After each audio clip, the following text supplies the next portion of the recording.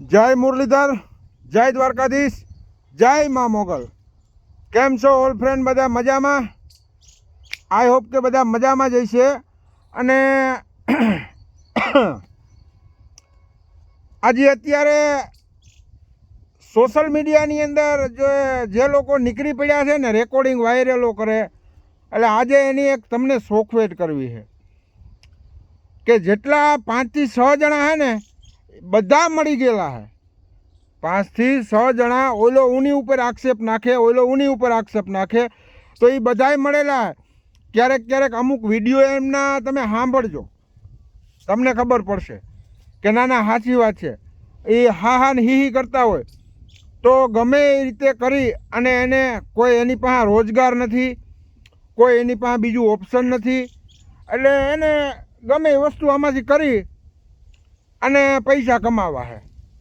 તો એ હલકી નાવને ખાસ કરીને કહેવાનું છે કે તમારામાં ત્રેવડ ન હોય ને તો ઢાંકણીમાં પાણી લે અને તમારે મરી જવાય.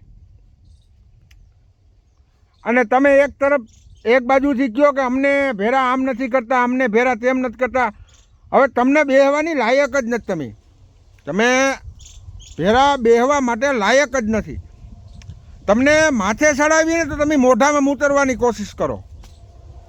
તમને માથે બેહાડીને અહીંયા કદાચ માથાના તાજ બનાવીને તો એ ખોટું છે. કેમ કે તાજ કેને દેવાય? જીવથી વાલા હોય એને દેવાય, પણ તમને તાજ દઈ તો તાજ પણ તમને હદે જ નહીં. અને હરેક જગ્યાએ તમે જોજો, ભલે હું એમ નથી કહેતો હું વિડીયા પોતે બનાવું છું, પણ કોઈ સમાજ છે, કોઈ વ્યક્તિ એવા હોય એને આપણે બદનામ ન થાય અને એને કોઈ એવો અપશબ્દ ન કહેવાય જાય. અને ઘણાને અપશબ્દ કહેવાની ફરજ પડે ત્યારે કહી દેવાય, કંઈ એમાં મૂંઝાવાનું ન હોય. એટલે કોઈ છે ને તોપના ગોળા નથી. એ આ બધીને ધમકાવે છે ફોન કરીને કે આમ કરી નાખ્યું તેમ કરી નાખ્યું. કંઈ ઘંટોય ન થાય. શું થાય? ઘંટોય ફેર ન પડે હો. એટલે તમે અત્યારે નીકળી જ પડ્યા છો તો તમે તમારી ઓલી ટીઆરપી વધારવા માટે, પણ ક્યારેક ક્યારેક કોકનું હૈયું ભાન ભૂલી જાય ને ત્યારે ટીઆરપી કે કોઈ વસ્તુ આવતી નથી. બરોબર છે ને? અને ભાઈ હકીકત હોય તો તમે કોમેન્ટ ખાસ કરજો. અને તમે આજે ઘણા ટાઈમથી આપણે જોતા આવીએ, ઘણો વખત થઈ ગયા આપણે જોતા આવી કે ઓલા બેનનું આમ થઈ ગયું, ઓલા બેનનું તેમ થઈ ગયું. ભાઈ કોઈનું કાંઈ થઈ નથી જતું. એ જે પણ બેન દીકરીઓ ફોન કરી અને રેકોર્ડિંગ વાયરલ કરાવે છે તો વધારે ગાંઠકના વાયરલ થવાથી બદનામી મળે છે. કોઈ અટાણે એવો દુનિયામાં શરીફનો દીકરો નથી કે તમારા માટે કંઈ કરે. કોઈ પણ વ્યક્તિ પોતાનો થોડો ઘણો સ્વાર્થ હોય જ. હું આ વિડીયો મૂકતો હોય તો મારો પણ એની અંદર કોઈ એવો સ્વાર્થ હોય કે મને 2 પૈસા મળે. અને કોકની બેન દીકરીઓની કારકિર્દી ખતમ કરી અને બદનામ કરી અને પૈસા કમાવા, એ આ હલકીનાને કોક કહેવાનું નથી રહ્યું.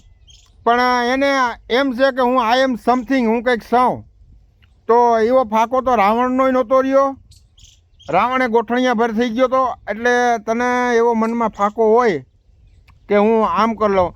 અને ભાઈ એનો મેઇન ટાર્ગેટ તમને ખબર ન હોય તો કહી દઉં, આ 2-4 જણાનો એક જ ટાર્ગેટ છે કે સારા મંદિર, સારા સંતો એને કેવી રીતના બદનામ કરવા, અને એ કરે તો જ એની ભક્તિ હાલે એમ છે. એટલે મેન એનો ધ્યેય એ છે. સારા મંદિરો હોય, સારી જગ્યાએ હોય, એને એ જ કેમ દેખાય? ઘણી બધી બેન દીકરીઓના બળાત્કાર થાય છે તો ત્યાં ક્યારે આવતા નથી. અને પાછા એમ કે અમારો સમાજ તમને આમ કરશે. ઘંટો તમે સમાજનું સારું કર્યું? હું તમે સારું કર્યું સમાજનું? તમે તમારા વિડીયા બનાવી અને પૈસા કમાવો છો ને તમારા ઘરની અંદર પૈસા જે યુટ્યુબમાંથી આવે છે એમાંથી એક દાખલો તો એવો બતાવો કે સમાજની ગરીબ જેને ખાવા ધાન નથી એ દીકરીના લગ્ન કરી દીધા હોય, કે એના ઘરમાં કંઈક 50,000નું 5,000 10,000નું કરિયાણું નાખી દે એવું દેખાડો ને ભાઈ, કેમ નથી દેખાડતા? હલકી ચોદી ના તમે એમ કરીને TRP મેળવી અને પૈસા તમારા ઘરની અંદર ભરવા માટે જ તમે વિડીયો બનાવો છો અને પાછા સમાજને ઉલારીને નાખી દે પરબારા કે અમારો સમાજ આમ કરશે. કોઈનો સમાજ ભાઈ બધીનો સમાજ સારો જ હોય, આખો સમાજ કોઈ ખરાબ ન હોય. અને આ હલકીના 2-5 જણા છે ને એને જ ખાસ કહું કે એ હાલી નીકળ્યા છે અત્યારે, વારી ઘડી આમ કરી દેવાનું, વારી ઘડી તેમ કરે, તમારે ઘંટોય ન થાય ને તમારે પાપડે ન ભાંગે. બાકી કોકને બદનામ કરી અને કોકની માથે ખોટો ગારો ઉડાડી, કિસડ ઉડાડી અને તમે આ બધા ધંધા કરો, એ ધંધીના રહેવા દો. આ 3 વર્ષ પહેલાં આવું આવેલું હતું, ઘેરે બેસી ગયા હે અને તમને એમ હોય કે અમને કંઈ ન થાય એ વાતમાં માલે નથી. એટલે ખાસ કરી અને ભાઈ તમે એવા જ પારિયાણીના હોય, હાલો મારા ભેરા, એક જગ્યા ઉપર, એક જ જગ્યા ઉપર 50 જણા 50 થી 60 જણા ધૂણે છે. હાલો આવો મારા ભેરા, હું દેખાડું. હાસ ન હોય એવું ન હોય જ. જેને શ્રદ્ધા અતૂટ છે ને એને હમું થાય, એને બધુંય થાય. અને તમે એમ કહો કે આ નથી તે નથી, બધુંય છે ભાઈ. તમે જેને ભગવાન માનો એમ, તમે જેને ભગવાન માનો એમ માનો, તમને મુબારક છે. બાકી અમે દ્વારકાવાળો અમારો બાપ છે અને છે, હતો અને રહેવાનો છે. એટલે અમને ખોટા આંગળા નાખી ન બોલાવો તો વધારે સારું. અને અમારી જો 120ની સ્પીડમાં ગાડી હાલી ગઈ તો પછી તમારે હકેલવું ભારી થઈ પડશે. એટલે મહેરબાની કરી અને ઠરતું ખાઓ અને શાંતિથી તમારું રોડી ખાઓ. અને તમારી પાસે રોજગારી માટે કોઈ વસ્તુ નથી, બાપની દીધેલ વીઘો નથી, તમારા બાપની કે 7-12માં જમીને નથી. એટલે તમારે કેમ કે આ નથિયાના કરીને જ પૈસા કમાવા પડે. તમે તો મુજરા કરાવશો, રોડ ઉપર મુજરા કરાવો, ધોમ રૂપિયા મળશે. એટલે શાંતિ રાખી અને વિડીયો બનાવો. અને કોઈ